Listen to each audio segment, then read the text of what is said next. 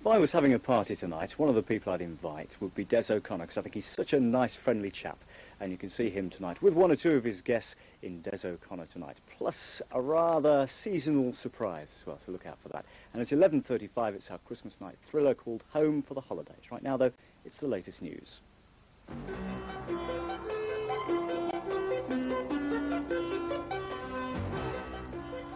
Good evening. It's been revealed in the last hour that the 4 Britons detained in Libya look set to be freed early in the new year. Mr. Terry Waite, the special envoy of the Archbishop of Canterbury, saw Colonel Gaddafi tonight in Tripoli.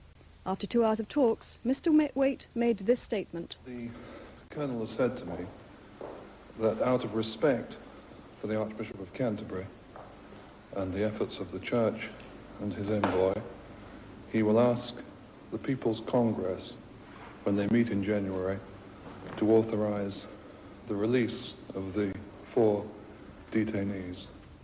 Mr. Waite said he hoped to stay in Libya until he could come home with the 4 Britons.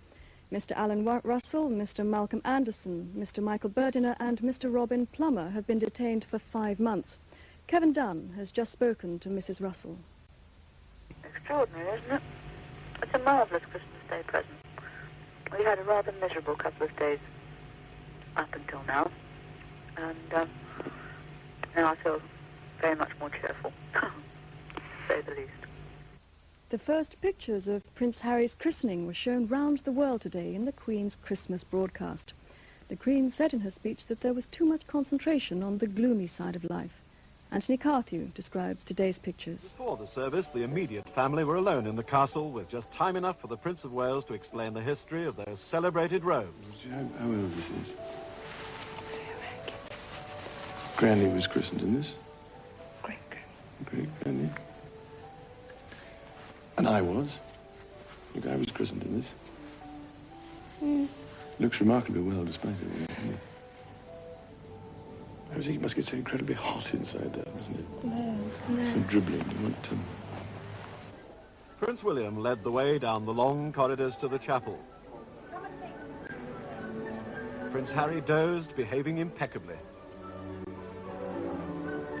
After the service, parents, godparents and family gathered. The Queen talked to Princess Anne's children, not about the baby, but about a new puppy. It's called Dash. Dash. And you know the word you use when you're cross. Dash. It comes out practically well as a dog's name. Zara!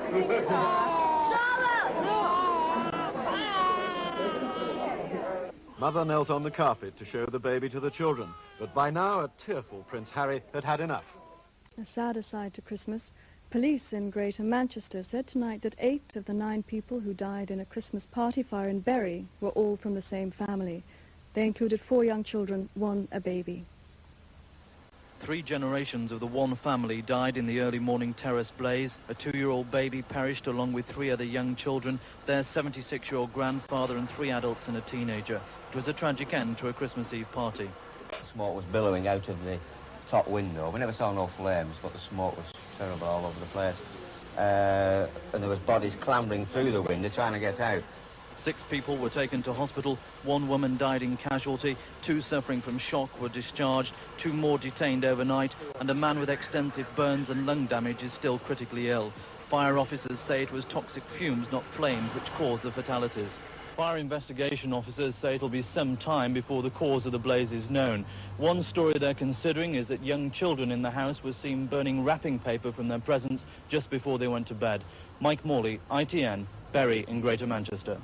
And for all those people who wonder just exactly where Santa Claus lives, a very lucky group flew there by Concorde this morning. 7:30 a.m, Santa Claus is everywhere. On the tarmac, off the tarmac. To put 96 passengers in the mood, including 5 children who came to see their grandparents off and were told their Christmas present was they were coming too. 9 a.m, supersonic over the Norwegian fjords. 10 a.m, Concorde over Lapland in northern Finland, the last wilderness in Europe. And the Lapps turned out to greet it, including, yes, another Father Christmas, but this time the real one. 1 p.m, a rub with a lump of ice initiates us into the exclusive band of Arctic Circlers, followed by a celebratory drink of reindeer's milk. 2 p.m, the Father Christmas in his hut, where this year 82,000 letters from all over the world have been delivered. 3 p.m, in the land of the winter sun, a ride in a reindeer sleigh. Then something to warm us up. It's now 5 o'clock in the Arctic Circle. Hard to believe it, but we'll be home for dinner. Meanwhile, this'll do. Honey, whiskey and reindeer milk. Happy Christmas. 7 p.m, Concorde dips its nose and the lights of London lie beneath us. John Suchet, ITN, on Concorde. And that brings us to the end of the news from ITN for Christmas Day. From all of us here, we hope you're having a very good Christmas. Good night.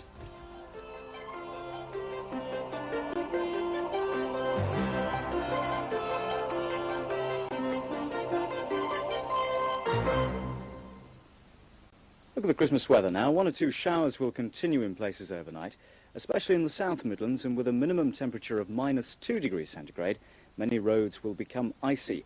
Boxing Day will be rather cold, but there will be some sunshine and temperatures will rise to about 5 degrees centigrade.